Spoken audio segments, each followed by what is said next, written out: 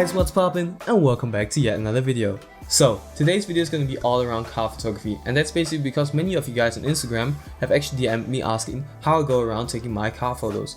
And I thought the best way to showcase my process was to snap this GoPro onto my cap right here and record everything I was doing.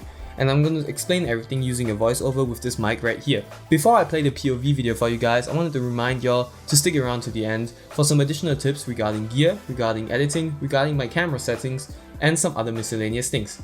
Stick around. Coming in hot with the voiceover as my friend pulls up in his super dope original RX-7.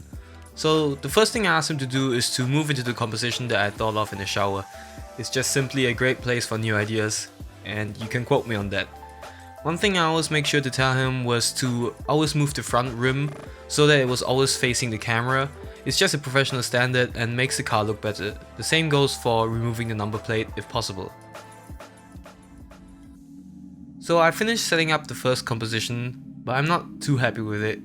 We make this shot right here, but it's more like a decent warm-up shot. The next thing I did was to move to the back of the car, and again I made sure that the rim was facing towards me. It's a simple composition, but it works. I'm pretty happy with the shot. I go on to take some pictures of the interior. It's easy to forget, but it's just as important as snapping pics of the exterior. Make sure to use a wide lens for this. My lens was at 12mm, and we do this to give the interior a more spacious look. I'm glad with how this shot came out. I especially like the raindrops that accumulated on the windscreen. Next shot is a simple one. Get down low and capture the rims. Done. What I was trying to do in this composition was to incorporate some background compression. This was shot at 80mm full frame equivalent, and I really like how this image looks. For the next shot, I asked my friend to move the car back forward, because I wanted to use the long grass to add layers to the image and create more depth. We snapped this photo set right here, and damn! These are the bangers we were looking for. I absolutely love how this photo set came out. Okay, so now this is where shit gets interesting. I brought my skateboard so that we can do some rolling shots of the car. Traditionally, a rolling shot is captured from another vehicle traveling at the exact same speed. When using a slow enough shutter speed, it creates the effect of really fast speeds. But obviously, it doesn't work as good on the skateboard. But I'm actually really happy with how these came out. If you want to try this, don't be as stupid as me and use a camera strap. And make sure you're comfortable on the skateboard first before trying this. Also, the IBIS on my camera helped reduce camera shake. It's always important to photograph all the good looking perspectives of a car. I got super wet for this shot and my shoes got all dirty, but that's too bad cause I don't even really like this shot. The original plan was to wait for sunset at our first location, this field area thing, but I remembered this industrial looking spot nearby, so we skated over there to wait for the sun to set.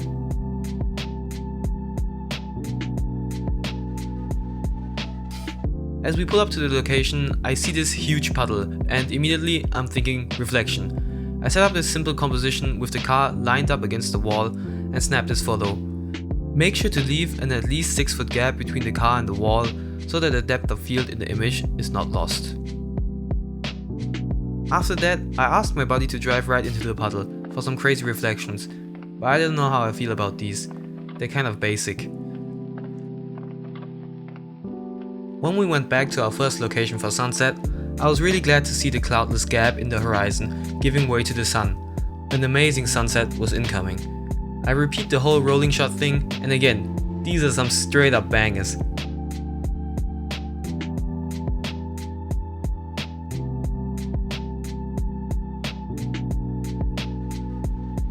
Lastly, I decided to take some landscape photography style images incorporating the sky and the car.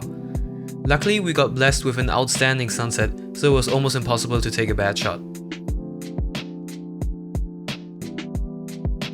So I'm back out of the whole voiceover thing, and let me tell you, that thing took forever to make. I really do not know how Evan Ramth does this on a daily basically. But anyways, that's beside the point. I promised y'all some extra tips at the beginning of this video, so that's exactly what I'm gonna do, starting off with gear. Just let me quickly switch out the camera so that I can show you the gear I was using in this very shoot. Okay, so I'm currently recording on the Lumix G85 to show you the gear I was using on this RX-7 shoot. So I decided to use the Olympus EM1 Mark II with the Olympus 12-40 2.8 Pro lens, and basically I decided to go with the EM1 Mark II because I absolutely love the colors on this, I love the autofocus, I absolutely adore this camera body.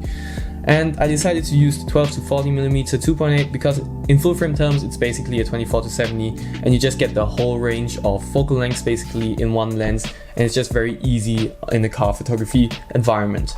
So I have one major tip when it comes to focal length. For me, I find that if you go anything wider than 12mm on micro four thirds or 24mm full frame equivalent, the car just looks too distorted. So I usually tend to stay away from anything wider than 12mm on micro four thirds or 24mm on full frame, so that the car basically looks proportionate to how it actually looks in real life.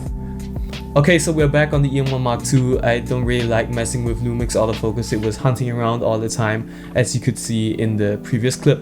So another thing I was using was this circular polarizer right here, and you basically screw it onto the lens like so, and then you can adjust the polarization effect with this ring right here.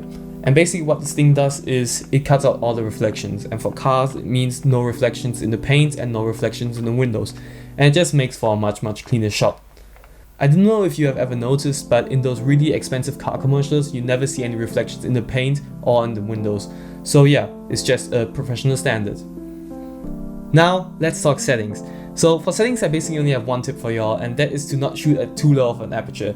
You don't really want that shallow depth of field in car photos because cars are pretty long objects and you want to have the whole thing in focus. So I would recommend to shoot at something like a f4 or even higher.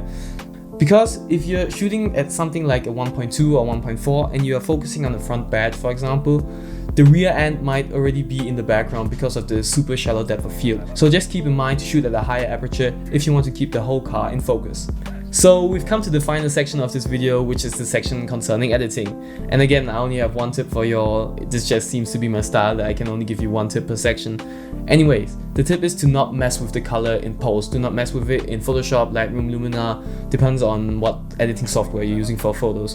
Because manufacturers and owners put a lot of thought into how their car would look in a certain color. So if you're messing with it, you're kind of messing with them. This is especially important when working with clients. Let's say you are working with this certain dealership that wants you to shoot their red Ferrari, but personally you think yellow Ferraris are cooler than red Ferraris, so you change it in Photoshop. And you deliver the images back to the client, but the client is super unhappy because it just wants to sell its red Ferrari but can't use the images of a yellow Ferrari. So yeah, you've basically screwed them over. You get my point, don't mess with the colors and you're good to go. So guys, that's it from me. That was the last tip I could give you concerning car photography. And if you like this video, hit the thumbs up button and maybe even consider subscribing. With that all said and done, see you in the next one.